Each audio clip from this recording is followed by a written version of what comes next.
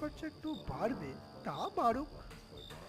আচ্ছা, মনোরঞ্জন বাবু ব্যায়াম করেন, অথচ এত বড় খোলা ছাদ থাকা সত্ত্বেও ছাদে আসেন না কেন?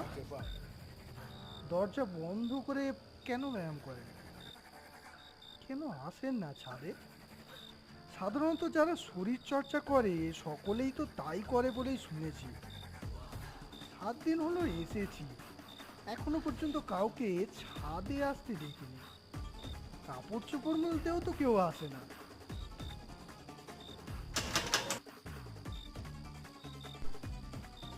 কে? আমি মনোরঞ্জন। আরে আসুন আসুন, কি সৌভাগ্য। বাবা, অন্ধকারে দেখছি। একটা আলো লাগাবেন বুঝলেন? না না, একটা না দুটো, একটা ওই ঘরের সামনেটা আর একটা ওই সিঁড়ির দিকটা। বাড়িওয়ালা লোকটা না